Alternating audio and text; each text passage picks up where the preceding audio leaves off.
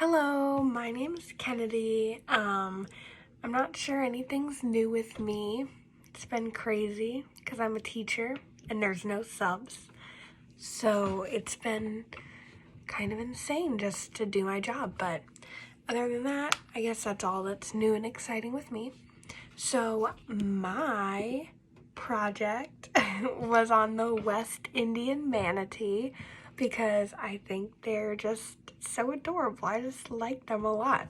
So their common name is the manatee, but sometimes they're also referred to as the sea cow because they kind of look like a cow.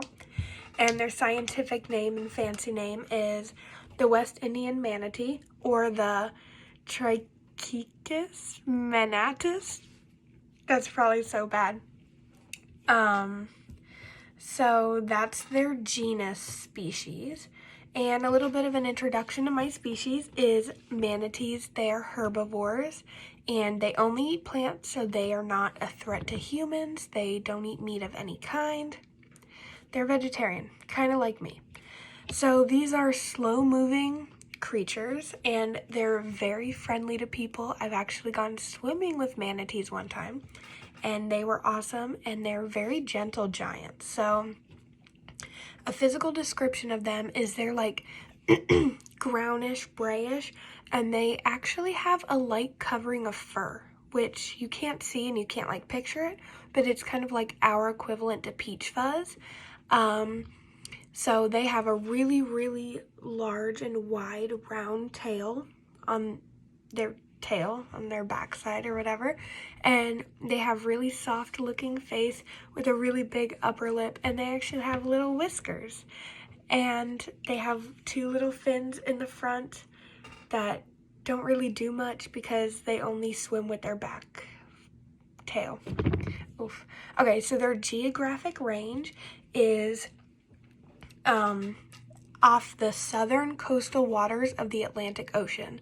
So basically like North Carolina to Florida, like all around Florida and on the coast of North Carolina and South Carolina.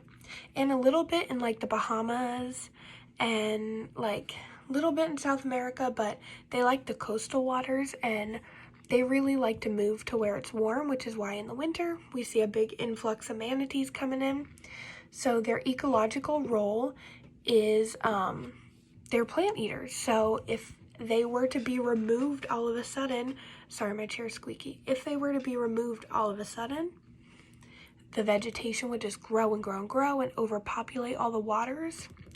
And then it would be too overpopulated for fish to comfortably live.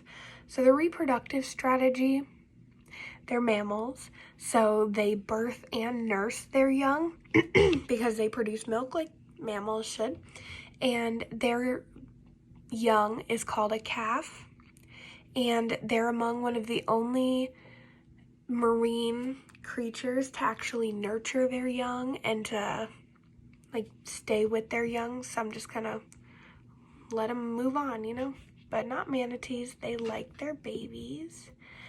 And their food web, nothing like wants to eat them. They don't really have any natural predators except humans and boats.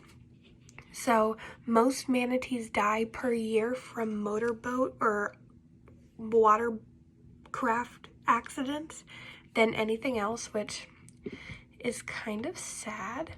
Okay, so fun facts. So Christopher Columbus, when he was coming to America and all that, he saw 3 mermaids and he was like, wow, these are really ugly mermaids. Like, I thought they were supposed to be beautiful creatures. And he wrote all this in like his diary or something, apparently.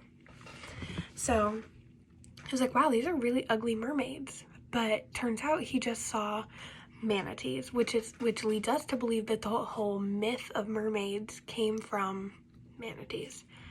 And another fun fact is that they're really, really slow creatures, so they move at about 5 miles an hour all the time, but sometimes they get like really excited and they just get like a burst of energy, and then they move at 15 miles an hour. But that's about as fast as they go. Anyway, that was my report on manatees, on the West Indian manatee. So yeah, I hope you enjoyed.